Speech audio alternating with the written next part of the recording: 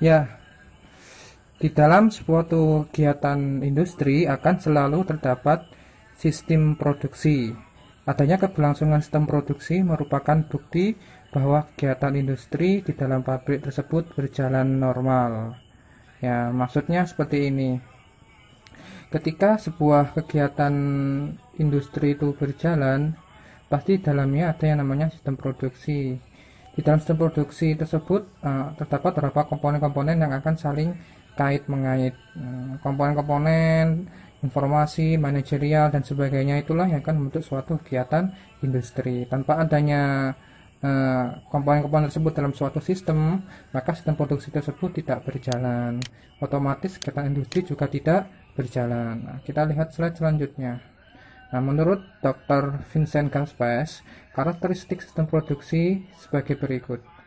Mempunyai komponen-komponen yang berkaitan satu dengan yang lainnya, ya. Nah, lihat ini. Mempunyai komponen-komponen yang saling berkaitan satu dengan yang lainnya. Nah, ini bisa kita lihat komponennya adalah sebagai berikut. Nah, industri roti. Nah, di sini saya menjelaskan tentang berbagai jenis komponen. Yang pertama adalah material bahan baku atau baku.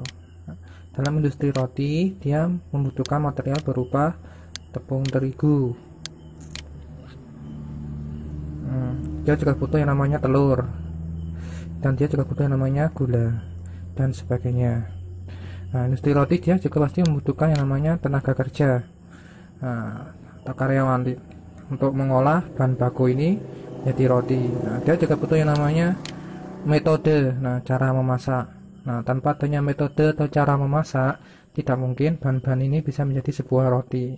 Nah, dia juga butuh modal, ya kan, atau uang. Nah, kenapa? Untuk belanja operasional, ya. Kenapa? Karena tanpa adanya uang untuk belanja operasional, mustahil bahan-bahan ini bisa menjadi sebuah roti yang enak. Nah, untuk memproses roti ini dia membutuhkan yang namanya mesin atau peralatan. Nah, peralatannya apa aja? Mixer, ada adonan, ada sendok, ada dan juga butuh mangkok. Selain itu saya pasti membutuhkan energi, yaitu adanya listrik, air, dan gas. Air untuk mengaduk, listrik untuk memutar turbin mixer, dan gas ya untuk prosesnya, untuk memasak. Nah, ketika kekurangan ini LPG, dia kekurangan air, dia kekurangan listrik, maka industri roti ini juga pasti akan terganggu. Nah, selain itu dia industri butuhkan namanya informasi, atau pengetahuan harga pasar dan juga pengetahuan tentang harga bahan baku. Sehingga ketika dia nanti menjual, dia tidak khawatirkan mengalami kerugian. Ya, sini, dalam industri lampu, kira-kira bahannya atau bahan bakunya apa aja? Nah, pasti dalam industri lampu kita butuh yang namanya plastik, ya, butuh yang namanya lem, butuh yang namanya komponen-komponen elektronik. Ini dalam industri lampu. Pasti untuk mainnya dia butuh karyawan, ya. Dia tidak mungkin kan lampu lem pasti komponen elektronik bisa terangkai sendiri tanpa adanya karyawan. Nah, butuh yang namanya metode.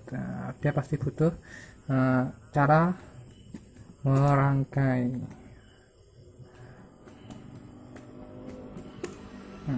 Oke ya, itu cara merangkainya. Ya, prosedurnya. Untuk mesinnya ya atau peralatannya kan dia pasti butuh, kalau sudah yang namanya industri kan dia butuh yang namanya konveyor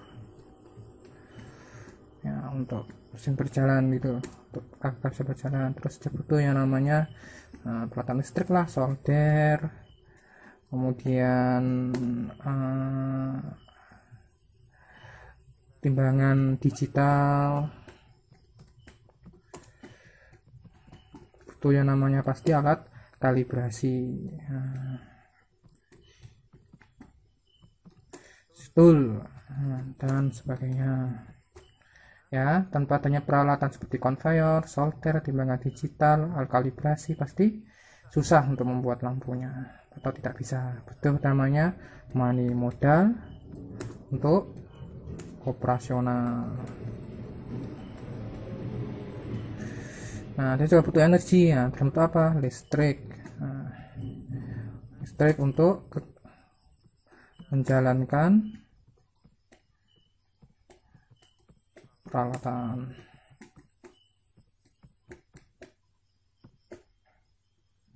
Dia butuh informasi juga. Nah, butuh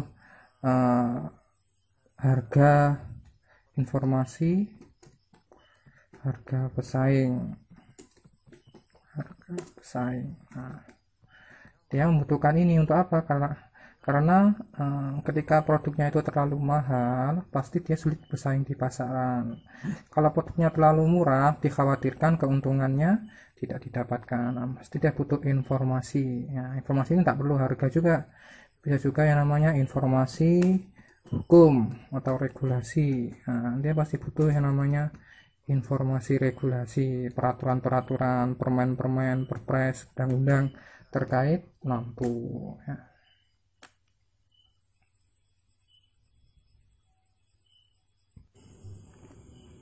Nah, untuk industri teh, nah dia pasti butuh yang namanya material. Nah, materialnya ini bisa berasal daun teh, ya kan?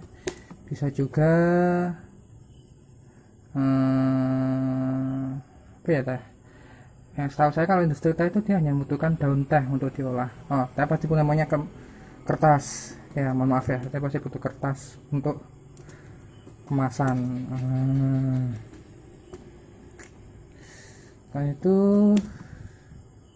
dia pasti butuh lem kan untuk merekatnya itu dan sebagainya. Untuk mainnya ada pasti namanya karyawan. Nah, karyawannya kan banyak mesti kan, ada staff, ada yang di atasnya semi apa supervisor dan sebagainya. Dia pasti butuh metode cara mengolah daun teh. Dia butuh peralatan. Nah, tetap dia pasti butuh konveyor, butuh grinding ya, mesin apa, mesin untuk menggetarkan ya, mesin grinding kalau salah. Vakum ya, butuh mesin vakum mesin. Nah, ini untuk memvakumkan dia teh. Kemudian dia juga butuh modal untuk operasional pasti kan, tanpa adanya uang susah bagi dia untuk berproduksi. Dia pasti butuh energi. Nah, dia butuh listrik untuk menggerakkan mesin-mesinnya, itu butuh lampunya juga kan. Informasi butuh harga teh di pasaran, terus regulasi teh. Nah, juga butuh ini informasinya ini. Oke, dan sebagainya. Yang namanya komponen-komponen dalam industri teh ya. Kalau industri ban, nah apa nih pastinya kalau ban? Dia pasti butuh bahan baku apa namanya? Karet. Nah, ini pasti dia pasti butuh namanya karet untuk diolah menjadi ban. Dia butuh apa lagi? Nah, butuh plastik. Dan material dan sebagainya. Nah, butuh yang namanya pasti karyawan, cara memproduksi bahan. Nah,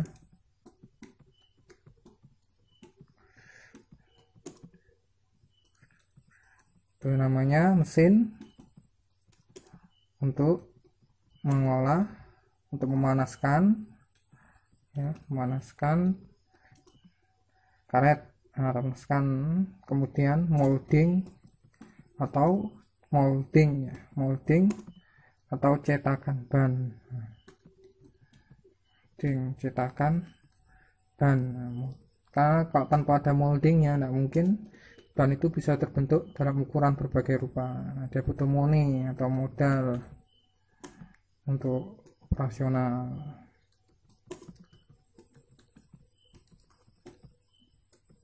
Dia butuh energi kan, pastinya butuh listrik ya. Informasi, regulasi ban.